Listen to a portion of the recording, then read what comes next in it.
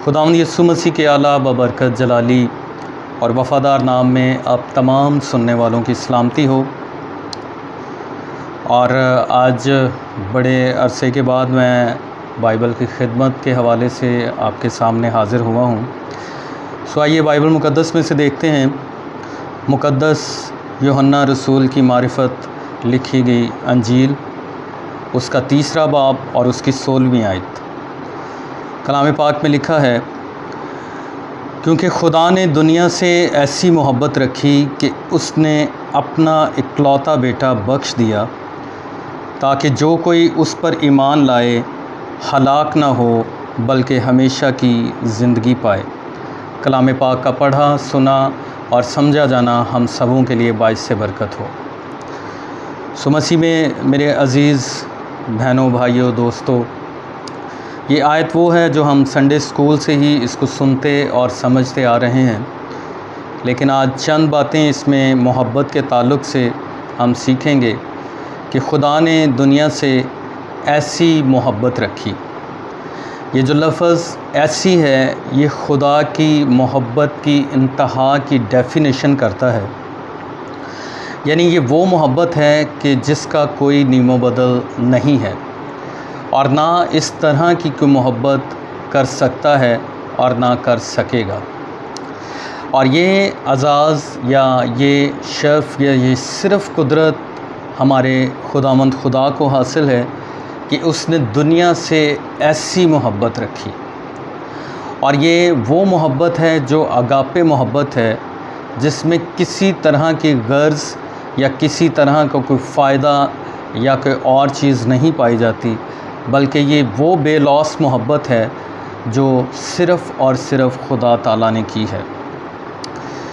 सो खुदा ने दुनिया से ऐसी मोहब्बत रखी, और ये मोहब्बत जो खुदा ने दुनिया से रखी है, उसके बदले में खुदा ने उसका सबूत हमें अपना इकलौता बेटा देकर दिया है। यानी खुदा ने दुनिया से ऐसी मोहब्बत रखी कि उसने अपना इकलौता बेटा बख्श दिया, यानी किसी और का बेटा नहीं बल्कि अपना खुद का इकलौता बेटा बख्श दिया, यानी खुदावंद यीशु मसीह। और इसलिए बख्शा गया कि उस पर क्या लाया जाए, ईमान लाया जाए। और ईमान लाकर उससे जब हम उस शख्सियत पर यानी खुदावंद यीशु मसीह पर ईमान लाते हैं, तो फिर उसके बदले में होगा क्या, ताकि हम ज़िंदगी पाएँ बल्कि हलाक ना हो। सो यहाँ पर 4 चीज़ें हमें देखने और समझने को मिलती हैं। सो पहली बात कि खुदा ने दुनिया से मोहब्बत रखी है, खुदा ने दुनिया से मोहब्बत की है, और उस मोहब्बत का सबूत क्या दिया है कि उसने अपना इकलौता बेटा दिया है। सो तीसरी बात, किस लिए दिया, कि उस पर ईमान लाया जाए। सो चौथी बात, उस पर ईमान लाने से होगा क्या, हलाकत से बचकर हम ज़िंदगी में दाखिल हो जाएंगे। और ये मोहब्बत जो हमें नज़र आती है, ये सिर्फ़ नए अहदनामे में यानी यूहन्ना की अंजील में ही नहीं नज़र आ रही, बल्कि ये वो मोहब्बत है जो खुदा ने आगाज़ ही से इंसान से की है। अगर आप पढ़ें बाइबल मुक़द्दस में पैदाइश की किताब, उसका 3 बाब, तो जब खुदा ने इंसान को बनाया तो खुदा तमाम जानवरों को जो खुदा ने बनाए थे उसके पास लेकर आया और आदम ने उन सब का नाम रखा। खुदा देखना चाहता था कि आदम उनके क्या नाम रखता है। सो खुदा ने उन तमाम जानदारों को जब आदम के पास लाया तो आदम ने उनके नाम रखे, और जिस जानदार को जो कुछ आदम ने कहा आज तक उसका वही नाम है। लेकिन इसके साथ साथ खुदा ने उसे हुक्म दिया था कि तू बाग के सारे दरख्तों का फल खाना, लेकिन ये जो नेकोबद की पहचान का दरख्त है, तू इसका फल ना खाना, क्योंकि जिस दिन तूने इसे खाया या छुआ तू मरा। सो इसने छुआ, खाया तो मरा। सो इब्लीस हवा के पास आता है और उसने हवा को वर्गलाया, और हवा ने देखा कि ये फल देखने में खुशनुमा है, अच्छा है और अक्ल बख्शने के लिए खूब है, तो हवा ने उसके फल में से लिया, उसे खाया और अपने शौहर आदम को भी दिया और उसने भी खाया। सो खुदा ने आदम को, हवा को और सांप को, तीनों को सज़ा दी।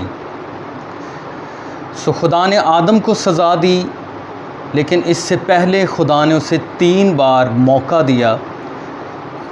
जब खुदा ने उसे आवाज़ दी कि आदम तू कहाँ है, तो ये भी आदम के लिए एक खूबसूरत मौका था कि वो अपने गुनाह का इकरार करता, उसका इतराफ़ करता। लेकिन आदम ने ऐसा ना किया, बल्कि उसका जवाब दिया कि मैंने बाग में तेरी आवाज़ सुनी और मैं डरा और मैंने अपने आप को छुपाया। सो खुदा ने पूछा, तुझे किसने बताया कि तू नंगा है? ये दूसरा मौका था आदम के लिए। फिर खुदा ने उससे कहा कि क्या तूने उस दरख्त का फल खा लिया जिसकी बाबत मैंने तुझे मना किया था, हुक्म दिया था कि ना खाना? सो यहाँ पर भी उसके पास मौका था, लेकिन उसने इस मौके को इस तरह से एक्सप्लेन किया कि जिस औरत को तूने मेरे साथ रखा है उसने मुझे दिया और मैंने खाया। सो इसी तरह हवा से पूछा गया कि ये तूने क्या किया? उसने भी इसका जवाब दिया, मुआफ़ी का मौका उसे भी दिया गया, लेकिन उसने जवाब दिया कि सांप ने मुझे वर्गलाया तो मैंने इसको खाया। सो याद रखिए, इससे पहले कि खुदा आदम और हवा को सज़ा देता, खुदा ने नजात का ऐलान पहले ही कर दिया। पैदाइश की किताब उसका 3 बाब और उसकी 15वीं आयत में खुदा ने कहा सांप से, चूँकि तूने ये किया इसलिए मैं तेरी नस्ल और औरत की नस्ल के दरमियान अदावत डालूँगा और वो तेरे सर को कुचलेगा और तू उसकी एड़ी पर काटेगा। सो इससे पहले कि खुदा आदम को सज़ा देता, उसको अदन से बाहर निकालता, खुदा ने नजात का ऐलान पहले ही कर दिया, जो हम पढ़ते हैं, जिसकी तस्दीक हम पढ़ते हैं कि उसने दुनिया से कैसी मोहब्बत रखी, ऐसी मोहब्बत रखी कि अपना इकलौता बेटा बख्श दिया। सो आदम गुनाह कर चुका और उसके बाद खुदा ने, चूँकि खुदा का हुक्म था कि जिस रोज़ तूने इसे खाया या छुआ तू मरा, सो इसलिए आदम को भी सज़ा दी गई। लेकिन उस सज़ा को, जो कि खुदा का हुक्म था कि जिस दिन तूने खाया, इसे छुआ तो मरा, हाँ ये सज़ा थी, लेकिन इसके साथ साथ खुदा ने इसका मंसूबा भी आदम को दे दिया कि अगर तू इस शख्सियत पर, जो कि यीशु मसीह है, जो मेरा इकलौता है, जो तेरे ही गुनाह की खातिर सलीब पर मसलूब किया जाएगा, अगर तू इस पर ईमान लाएगा तो फिर हमेशा की मौत से बच जाएगा और अब्दी ज़िंदगी में दाखिल हो जाएगा। चूँकि खुदा ने उससे कहा था, क्योंकि तू मट्टी से निकाला गया है, खाक से निकाला गया है और फिर वापस खाक में लौट जाएगा।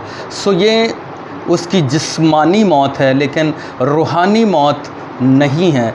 अगर इंसान अपने गुनाह का इकरार करे और उस सलीब पर, जो मंसूबा खुदा का था इंसान की निजात के लिए, उस पर ईमान ले आए, तो वो कभी हलाक नहीं होगा, बल्कि क्या पाएगा? हमेशा की ज़िंदगी पाएगा। सो आज खुदा इस मुख्तसर वक्त में हमें यह तौफीक दे कि हम इस कलाम को अपनी ज़िंदगी में लें और इस आयत को हम उस तौर से ही समझ पाएँ जिस तौर से खुदा ने ये बयान की है, जिस निजात का खुदा ने आदम को सज़ा देने से पहले ही ऐलान कर दिया था। सो खुदावंद आपके साथ हो। हम ज़रूर, मुझे भी अपनी दुआओं में याद रखिए, ताकि ये खिदमत चलती रहे और बहुत से लोग इस मैसेज के वसीला से, हमारी खिदमत के वसीला से बरकत पाते रहें। God bless you. आमीन।